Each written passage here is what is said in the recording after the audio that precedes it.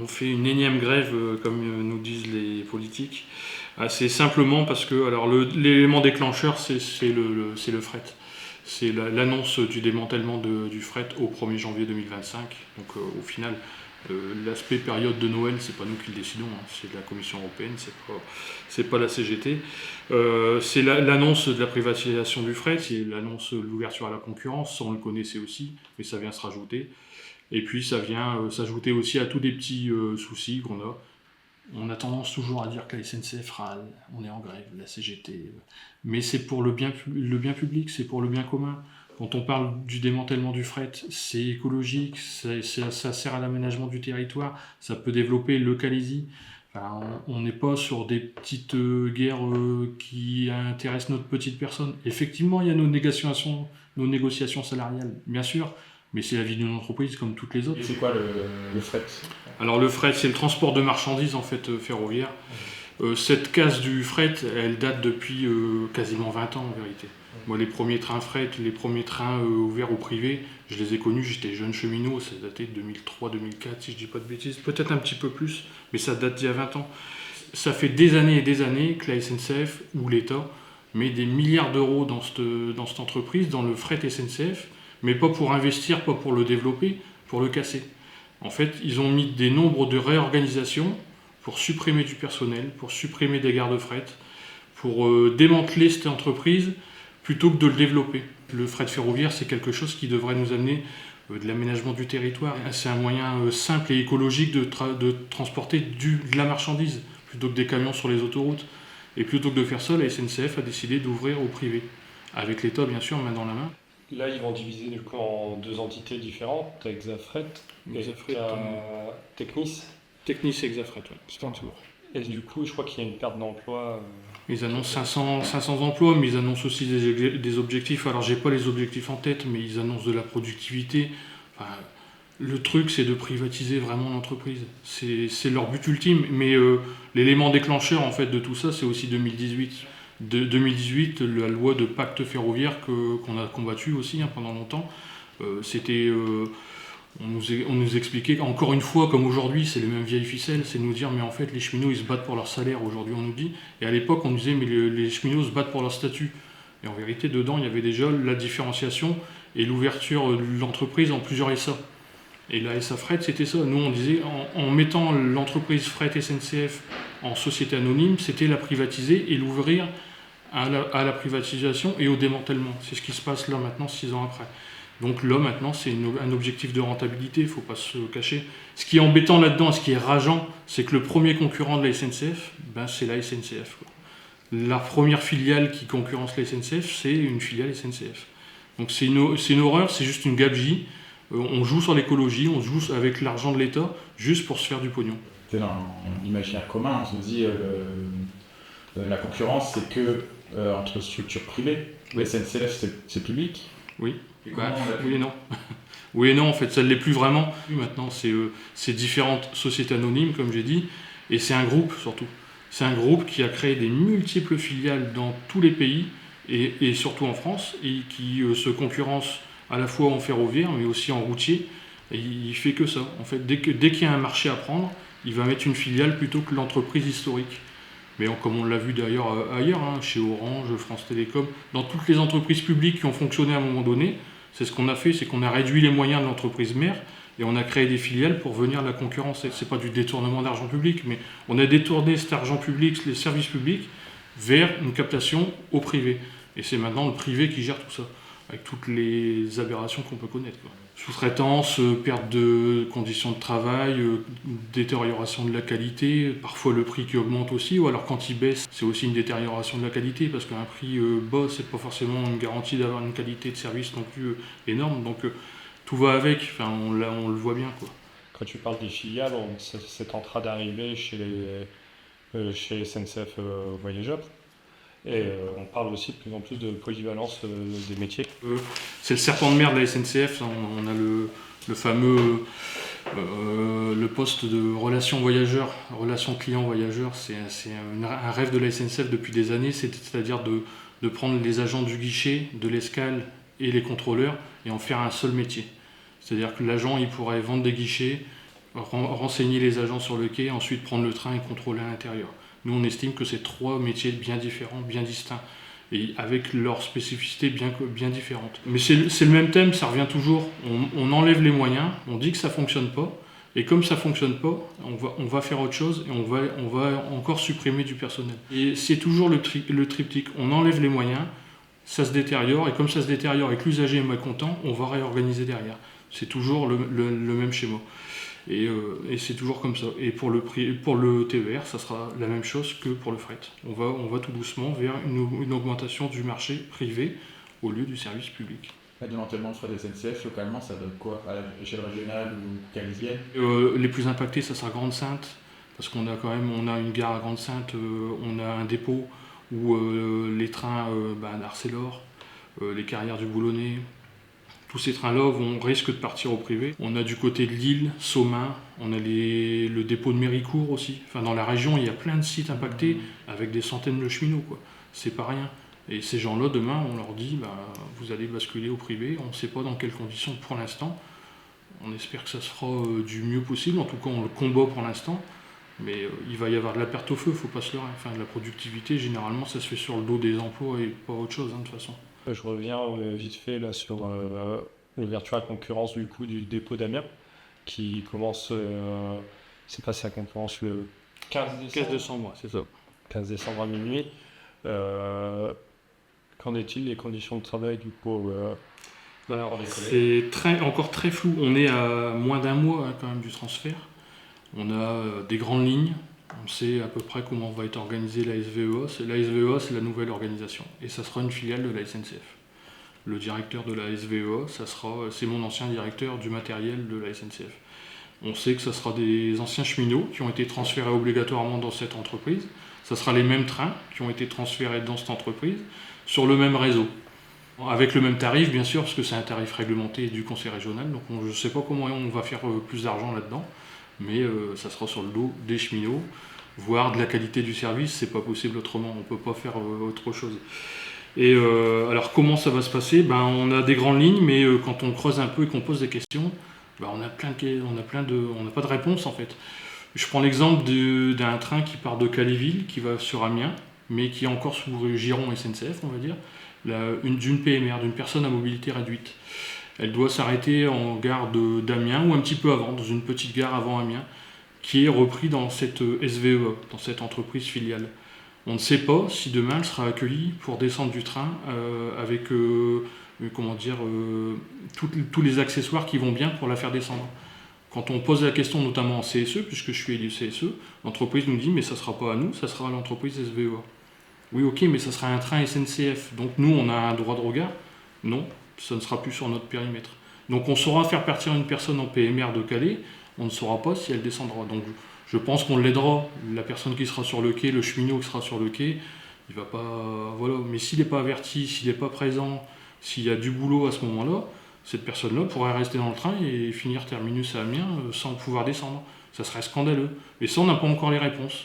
Et SVE ne répond pas, parce qu'elle n'a pas autorité à nous répondre, elle n'a pas la possibilité de nous répondre. Je peux la comprendre d'ailleurs, hein. Elle ne travaille plus pour la SNCF. C'est des aberrations qu'on ne comprend pas encore, quoi. Je ne sais pas. Notamment des ADC aussi, c'est un petit exemple. On posait la question, il n'y a pas les abréviations. Les ADC, ouais, alors à la SNCF, on est très technique, agent de conduite. Les ADC, c'est des agents de conduite.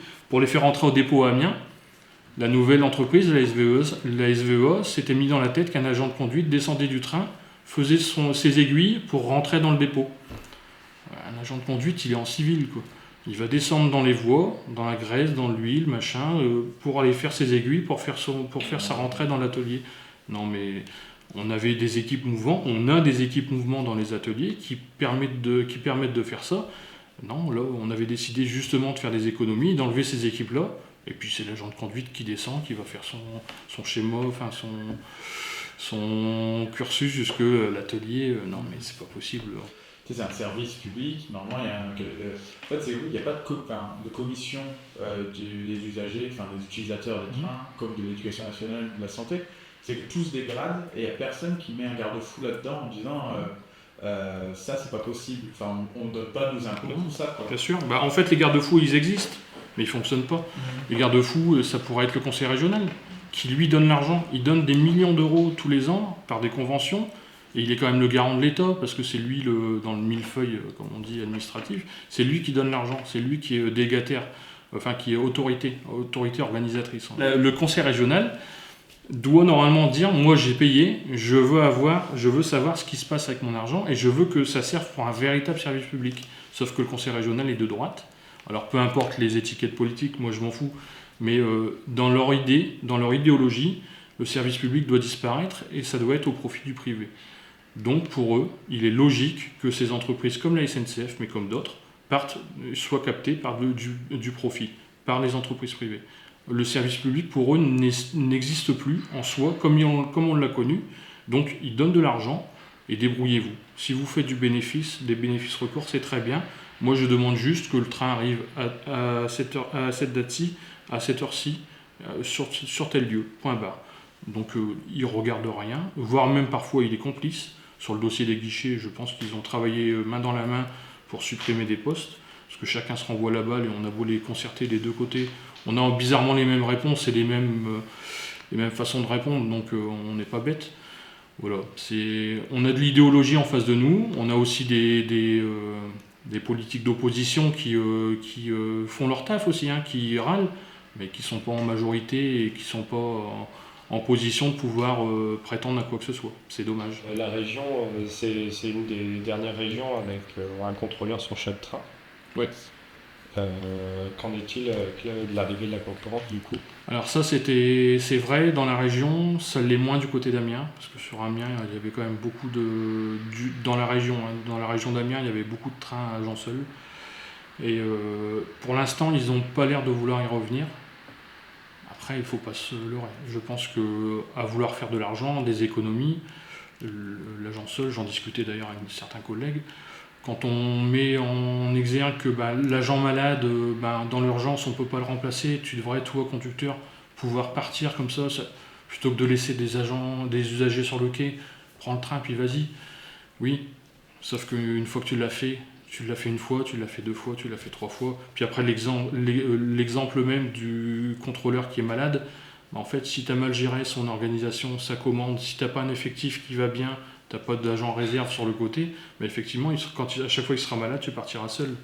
Ça sera organisé. Les collègues le comprennent. Mais j'ai peur qu'avec les jeunes embauchés, ça passe moins bien, parce qu'ils n'ont pas encore cette culture-là. Ils sont tout jeunes dans l'entreprise. Ils n'ont pas ce rapport encore avec la direction et ils ne connaissent pas, c'est pas de leur faute, hein. Ils débutent, ils ont envie de bien faire, ils se disent plutôt que de laisser 100 ou 150 personnes sur le quai, je vais prendre le train, je vais y aller tout seul. Mais c'est très dangereux en fait, il y a une histoire de sécurité aussi derrière. Un agent de conduite, il ne fait pas juste conduire, il est responsable quand même de centaines de personnes. Voilà. Il y a le contrôleur aussi d'ailleurs. Liquider une société parce qu'elle est déficitaire, enfin une société c'est un peu une société, mais un service public, oui. C'est pas du tout obligatoire. Enfin, Ah non, on peut faire autrement. Et puis, quand bien même, on prend cet exemple-là souvent. On prend l'exemple des transports routiers. Les entreprises de transport routier, il y en a plusieurs, hein, XPO, enfin je ne vais pas tous les nommer. Est-ce qu'on leur demande, dans leurs bénéfices, de prendre une part, 50%, 75%, pour financer les autoroutes? À aucun moment, on leur demande de prendre sur leur budget propre. À la SNCF, on leur demande de prendre sur leurs bénéfices et de réinvestir sur le réseau. Pour un transport qui est soi-disant écologique, qui va faire de l'aménagement de territoire, qui pour nous est du service public, là pour le coup la concurrence elle est déloyale. Le camion, lui, à part ses impôts, il paye rien. Le ferroviaire, on paye l'impôt sur la société dû à la SNCF, par contre on paye aussi nous pour notre réseau. On finance notre réseau nous-mêmes. C'est quand même disproportionné. Et encore une fois, ça arrive qu'en France, parce que dans les autres pays européens, je pense pas qu'on ait les mêmes conditions drastiques, on va dire. Alors, en Allemagne, je pense que c'est encore les Länder qui décident, et l'Union européenne peut dire ce qu'elle veut, c'est quand même l'Allemagne qui décide à la fin. Donc, sur la souveraineté, quoi. Exactement, ouais, c'est ça. Puis surtout, encore une fois, c'est du service public, quoi. C'est le sens de l'histoire d'aller sur du ferroviaire. Après, il faut du camion, bien sûr. C'est normal. Il faut aussi de l'avion. Quand on passe les océans, tout ça, il n'y a pas de souci. Encore que des fois, il y a le tunnel, quoi. Mais ça reste du ferroviaire. Ouais.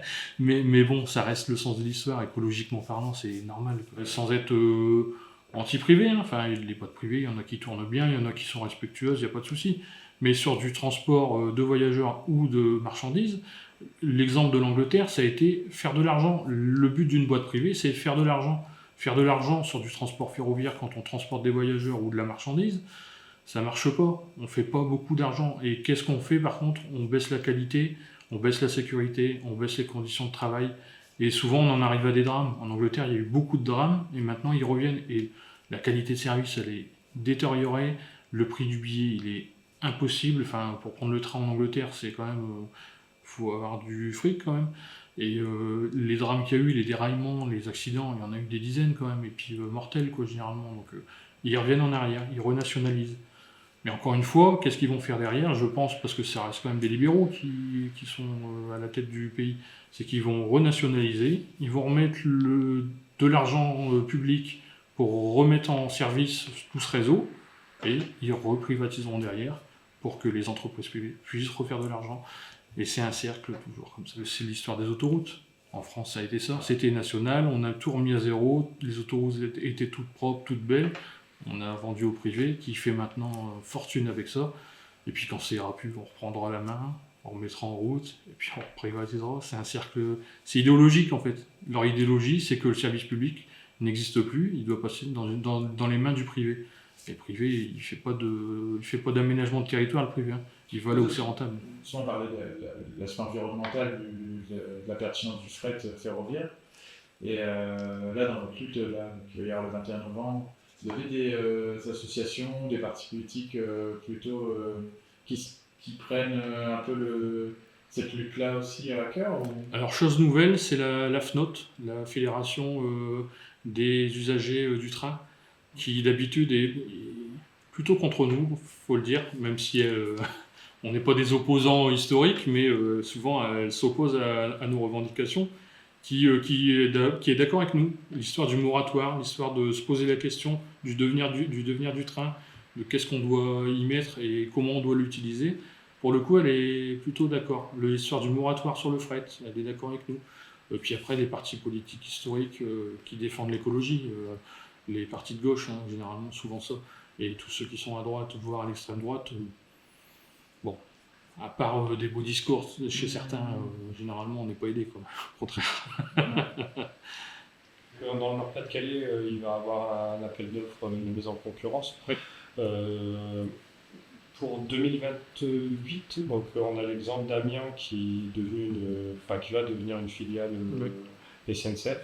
On a l'exemple de la région PACA aussi qui passe par contre chez Transdev. Et on nous a parlé de sac à dos social. Oui. Je sais pas si tu peux en dire un mot dessus. Ouais, vite fait, parce que le sac à dos social, en fait, c'est même pas un sac banane, hein, il n'y a pas grand-chose dessus. C'est un transfert obligatoire des salariés où certaines organisations syndicales et la direction promettent un sac à dos social, c'est une garantie sociale en étant transféré dans ces entreprises-là. Moi, pour l'instant, le sac à dos, je ne l'ai pas encore vu. Je ne sais pas ce qu'il y a dedans, je ne sais pas si on aura à manger et à boire. Et moi, j'ai quand même peur qu'il n'y ait pas grand-chose dedans. Il y a un salaire de référence qui devrait être négocié avant.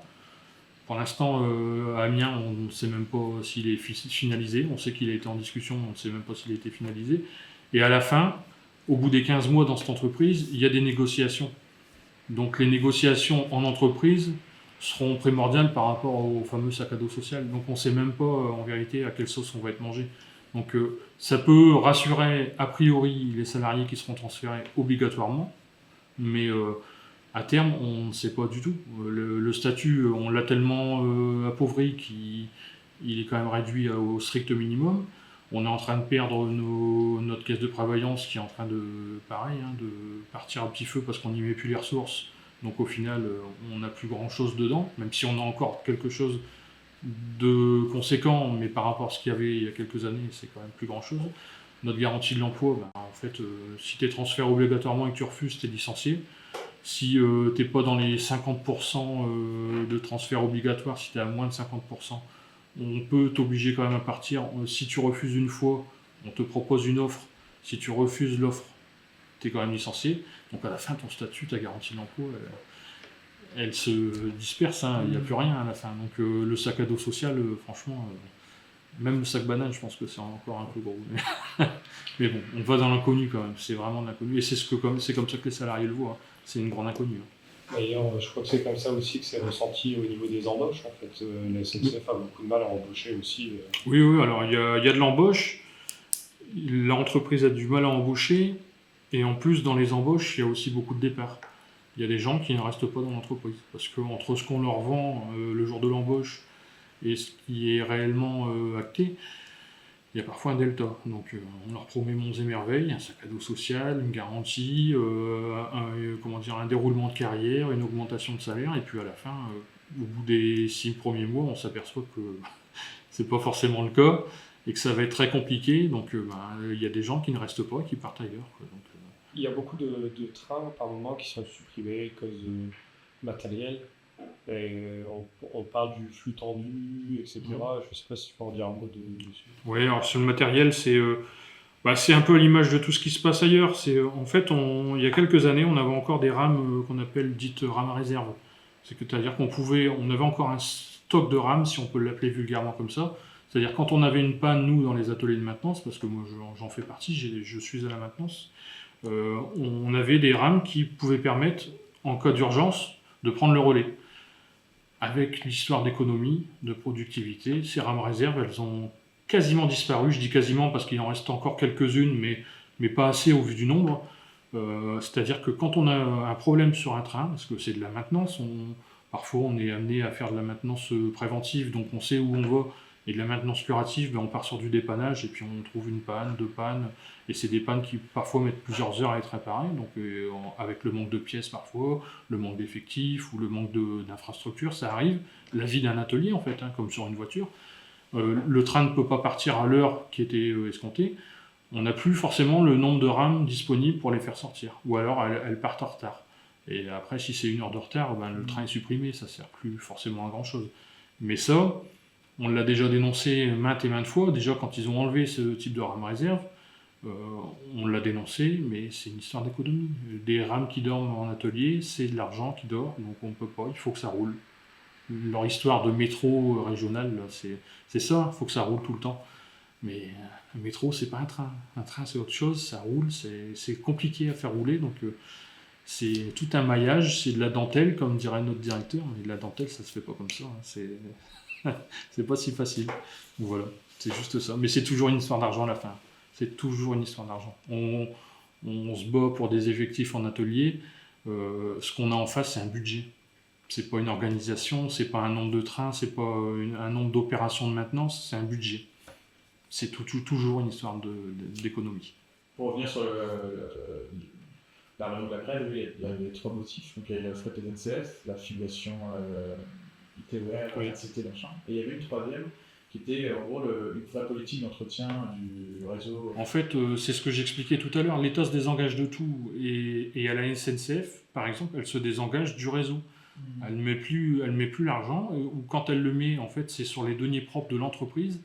Et quand l'entreprise décide de mettre l'argent ailleurs, c'est-à-dire d'investir dans des boîtes privées, dans des filiales, ou alors de récompenser ses actionnaires, notamment l'État, c'est plus qu'elle met dans le réseau. Et le réseau, c'est du train, encore une fois, c'est toujours un peu compliqué, ça se dégrade assez rapidement quand même. C'est du contact acier-acier, le réseau, donc ça se fait quand même, et ça coûte des millions d'euros. Un réseau, ça s'entretient, et forcément, elle se désengage tellement, c'est que par exemple, on voit arriver des entreprises de bâtiments, travaux publics, plutôt que des cheminots qui viennent travailler là-dessus. Alors, c'est moins cher. Il y a des niveaux de sous-traitance qui sont... alors, il y a quelques années, on avait, sur un sujet bien précis, on avait noté 9 niveaux de sous-traitance. C'est-à-dire que l'entreprise avait programmé une sous-traitance, qui avait sous-traité, on avait 9 niveaux. À la fin, je ne vous dis pas, le dumping social avait fait que c'était des gens venus de l'étranger qui étaient ici sans papier, limite... alors sans papier, je dis une bêtise, mais qui étaient payés à coup de fronde pour faire le travail, parce que ça coûtait pas cher. Ça coûtait pas cher, c'est surtout ça. C'est encore une fois, c'est toujours une histoire d'argent.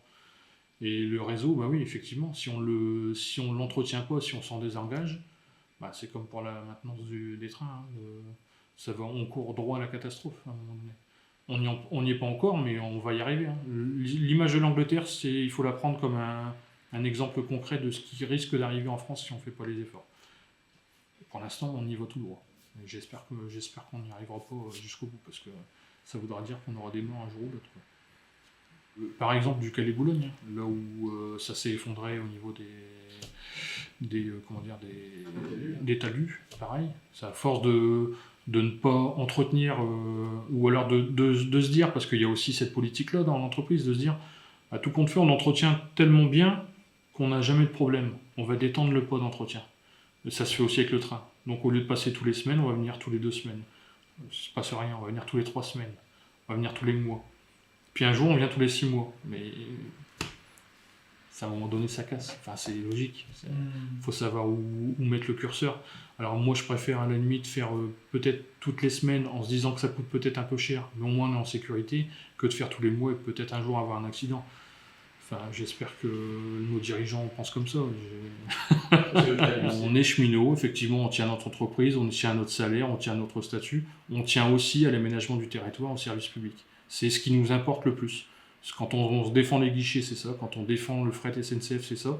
Quand on défend quand on est contre l'ouverture à la concurrence du TER, c'est ça aussi.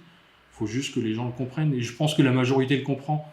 On a aussi des politiques qui font fi d'eux et qui nous expliquent tout l'inverse à la télé et qui votent aussi tout l'inverse à l'Assemblée nationale. Ça, c'est de leur fait. Et ils devront s'en expliquer un jour ou l'autre. Mais pour le coup, nous, on est très clair, droit dans nos bottes et on sait ce qu'on dit, on sait ce qu'on fait. Quoi. Bon. Voilà.